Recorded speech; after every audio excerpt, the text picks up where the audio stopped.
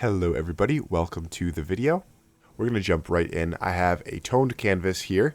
It has been toned with raw Sienna acrylic paint. It is totally dry, and I am now coming back to it to put on a sketch.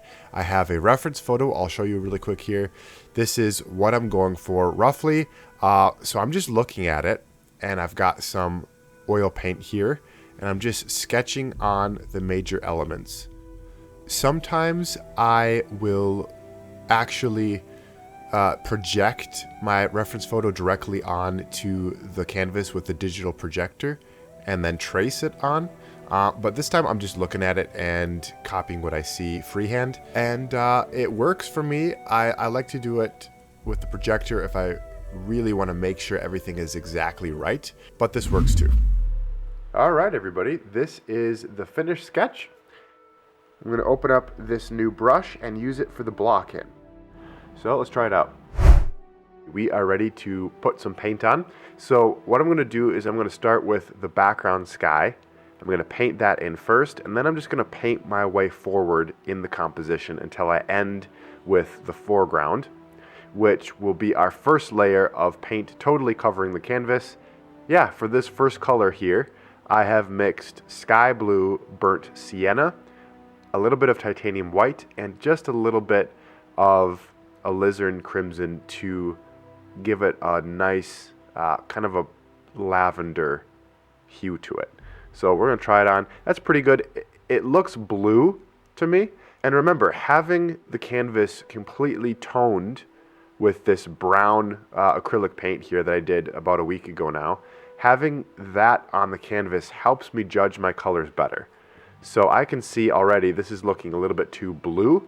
So I'm going to mix in a little bit more Alizarin Crimson. All right, I've added a touch more Alizarin Crimson and also a touch more burnt sienna. We'll put that on, see how that looks. That's mixing in quite well. I think we can work with that for now. I really like this new brush. All right, let's put that background sky on. There we go. I like that color.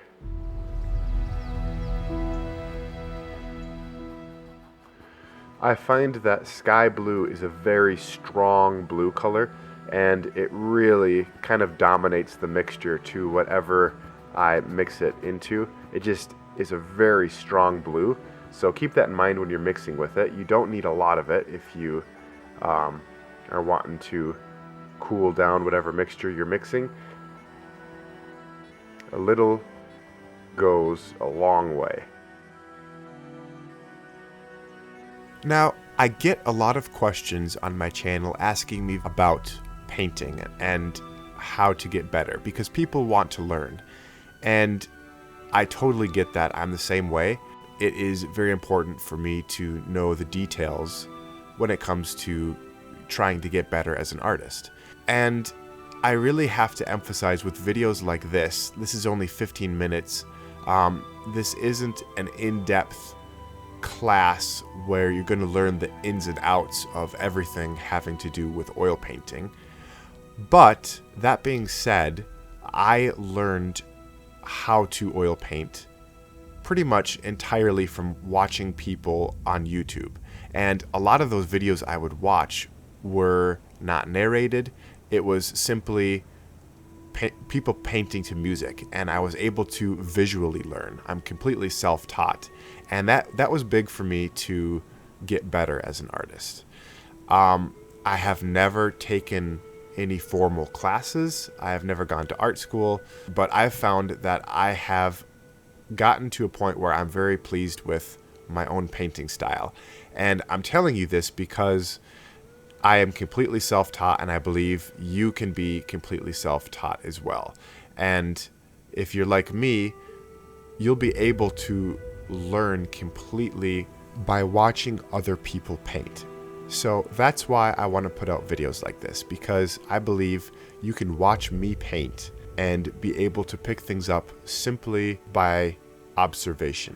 All right, everybody, the sky is blocked in. I am ready to move on to these distant background hills way back there.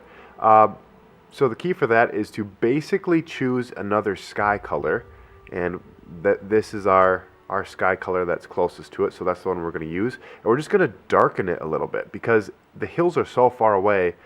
Think of it like this. You're looking through a lot of sky, a lot of air, a lot of atmosphere before your sight reaches those hills.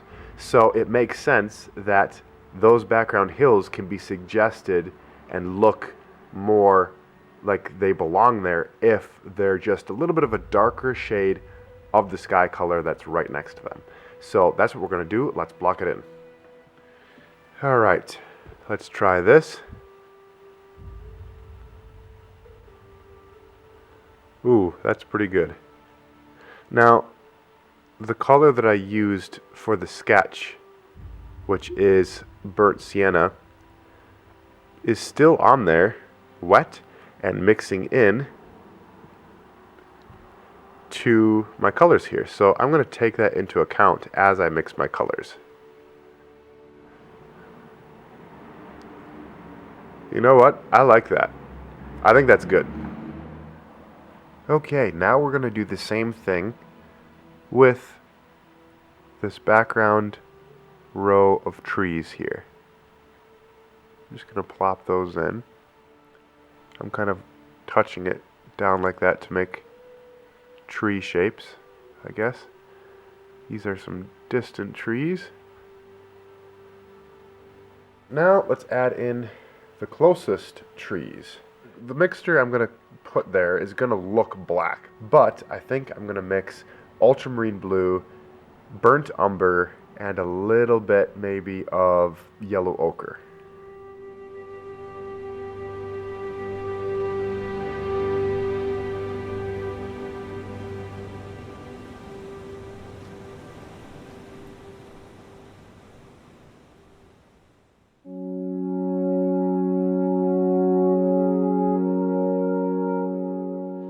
I'm going to put this tree on later because that's going to require more detail. So I'm going to leave that for now and put the foreground in.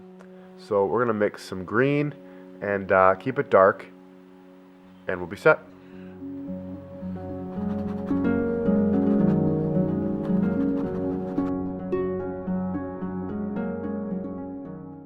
You notice with my brush strokes here, I'm going up and down.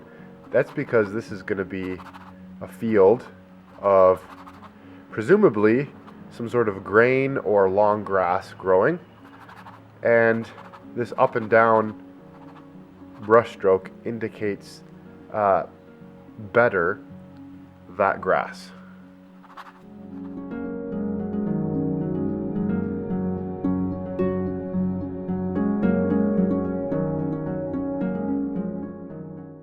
Alright guys, we're going to start the modeling stage, and I got a new brush here. This is another Master's Touch brush. It is a number 6 filbert, so we're going to try that out and see how we like it. So like I said, this is the modeling stage, and all I'm trying to accomplish in this stage of the painting is to just render the image a little bit more, start to add a little bit more structure to our block-in. And this is roughly 2 days after the block-in was painted, so the paint should be pretty much dry. As we move on in the painting here, and you're learning just by watching me paint, I'll have to say there are times when you need to hear somebody tell you tips and tricks that you might not be picking up on just by watching. There's definitely benefit to that. So I'm not saying that there is no value in that. I'm just telling you I am a visual learner, and watching people paint is how I learned. But at the same time, I'm doing these videos where you're watching me paint, you're listening to the music. I want to have times where I will let you in on my thought process or hand you a tip when painting, clouds or trees or whatever it is we're doing. So that's kind of how I like to format my videos, if you are wondering, or if you're new to the channel. Because the goal is for you to, number one, get inspired for your own art, And I'm really excited when I read comments about people that tell me that. That is a huge, huge fulfilling thing for me with this channel. But also, I want you guys to be able to pick up information that will help you paint and get better as an artist. So enjoy the rest of this video, and happy painting to you guys.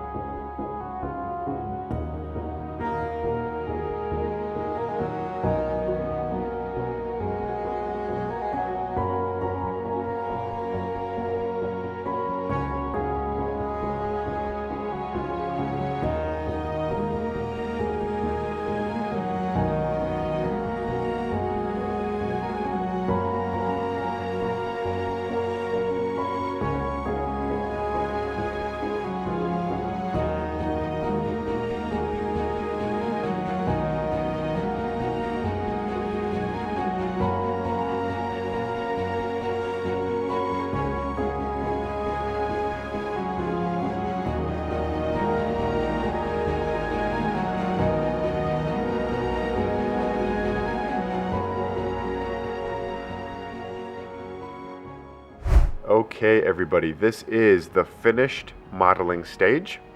The painting is not complete yet. We still have to put on the details. You can see I still have not put in that tree right here. I've been postponing it, but we're going to put that in and then complete the painting with the final details. So yeah, that should finish it up. Let's get into it.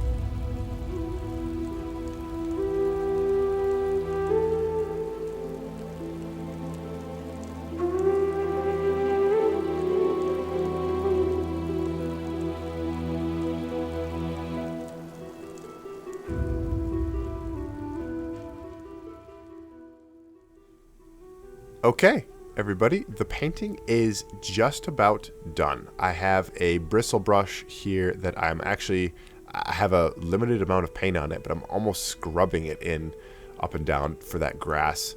Some final details in the sunset lit storm cloud here. And I'm just about ready to sign this painting and be done with it. One thing I wanted to mention before we ended this video was, you see that tree there that I waited a while before I put on? I am really happy with that, and I have to say, probably all in all, that tree only took me about a minute to paint, to actually put on. So that being said, I want to emphasize that oftentimes if you paint in a style similar to mine that isn't hyper realistic, you don't have to spend a lot of time on something like that.